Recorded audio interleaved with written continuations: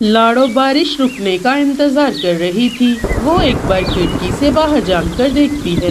हे ऊपर वाले, लगता है ये बारिश आज नहीं रुकने वाली, मुझे जाना होगा। अब घर में सिर्फ थोड़ा ही अनाज बचा था। वो थोड़ा थोड़ा अपने बच्चों को दे देती है। बच्चों, मैं अनाज लेने जा रही हूँ, आपको पता है ना क्या करना है? हाँ माँ, घर से बाहर नहीं निकलना और एक दूसरे का ख्याल रखना है।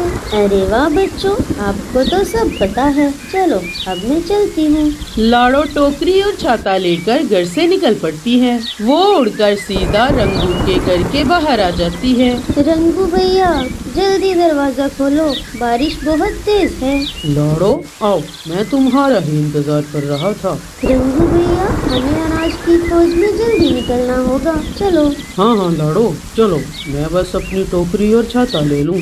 रंगू जल्दी से अपनी टोकरी और छाता ले आता है। वो दोनों अनाज की खोज में निकल पड़ते हैं। तेज बारिश की वजह से उन्हें जंगल में कोई भी अनाज नहीं मिलता। वो घने जंगल की तरफ निकल पड़ते हैं। वो दोनों एक केले के पेड़ के पास आकर बैठ जाते हैं। अरे, यहाँ तो एक भी केला नहीं है।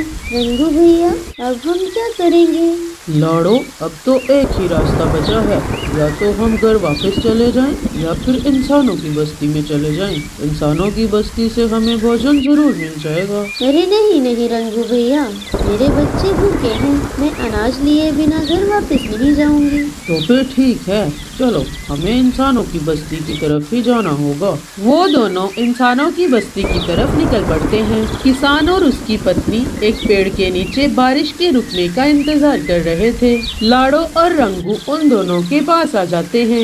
माँ जी, हम भूखे हैं, हमारे बच्चे भी भूखे हैं, हमारे पास खाने को कुछ नहीं, क्या आप हमारी मदद करोगे? पंछियों, हम बारिश में फंसे हुए हैं, यहाँ तो खाने को कुछ नहीं, लेकिन मैं घर जाके तुम्हें खाने को कुछ दे सकती हूँ। तभी किसान अपनी पत्नी से कहता है, मैं खेत का ध्यान रखता हूँ, तुम जाओ और जाकर इन पंछियों को कुछ खाने को दो। फिर किसान की पत्नी लाड़ो और रंगू को साथ लेकर अपने घर आ जाती है। ये लो पंछियों, आप ये चावल खा लो, ये चावल मैंने सुबह ही बनाए थे। लेकिन हमारे बच्चे भी भूखे हैं, हम अपने बच्चों को छोड़कर अपना पेट कैसे भरें? पंछियों, आप ये चावल खा लो और आप दोनों की टोकरियों में मैं और चावल रख देती हूँ, वो आप अपने बच्चों को खिला देना। ये सुनकर वो दोनों बहुत खुश हो जाते हैं और खुशी खुशी चावल खाने लगते हैं। थोड़ी ही देर बाद किसान दौड़ता हुआ घर वापस आ जाता है। भगवान, अरे ओ भगवान, बहुत बुरा हुआ है।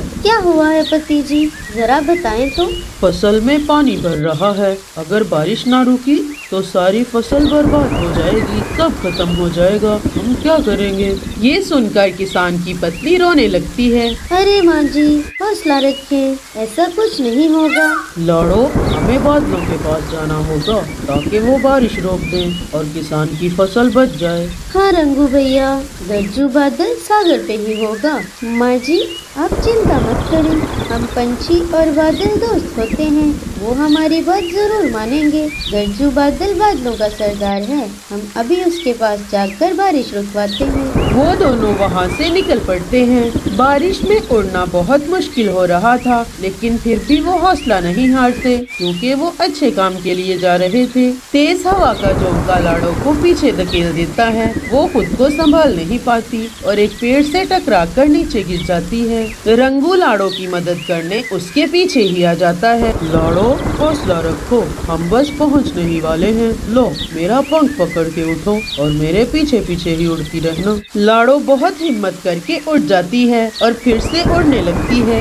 थोड़ी ही देर में वो दोनों बादलों के पास आ जाते हैं। अरे बादलों, हमें गरजू बादल से मिलना है। दोस्तों, मेरा नाम छोटू है और मेरे पिता गरजू बादल तो बरसात करने गए हैं। अच्छा, तो वो कब वापिस आएंगे? रंगू ने ऐसा पूछा ही था कि तभी बादलों का सरदार गरजू बादल वहाँ आ जाता है। दोस्तों, मैं आ गया हूँ। बोलो क्या बात है? बादल भैया, इंसानों की बस्ती में और बरसात की जरूरत नहीं है। किसान की फसल बह जाएगी, इसलिए आप ये बारिश रोक दो। पंछियों, मुझे माफ कर दो, मैं तुम्हारी कोई मदद नहीं कर सकता, क्योंकि बादलों ने जो पानी पिया है वो खत्म किए बिना नहीं आएंगे और वो सारा बरसा के ही आएंगे। गरजू बादल, सहरा और सूखे का जंगल भी है। तुम बादलों को आदेश दो कि वो वहाँ जाकर बरसात करें।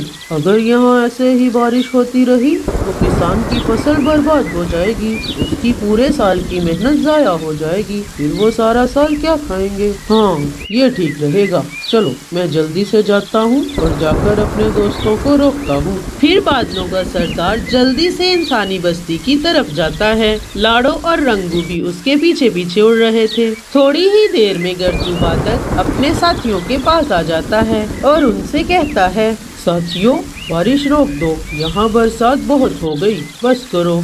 अगर हमने ज्यादा बारिश की तो सारे किसानों की फसलें बर्बाद हो जाएंगी। लेकिन सरदार, हम पानी का बोझ लेकर कहाँ जाएं? यहाँ से थोड़ी ही दूर सहरा है और सूखे जंगल हैं, तुम सब वहीं जाकर बरसात करो।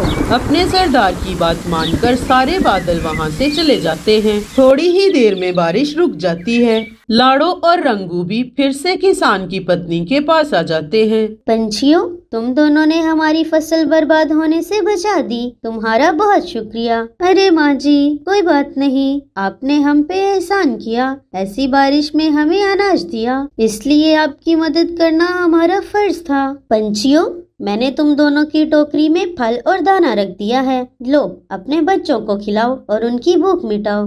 वो दोनों अपनी अपनी टोकरी उठाकर अपने अपने घर वापस आ जाते हैं। रंगू की पत्नी रीमा और उसका बेटा जग्गू घर से बाहर निकल कर बैठे थे, क्योंकि तेज बारिश की वजह से उनका घर टूट चुका था। रीमा, क्या हुआ?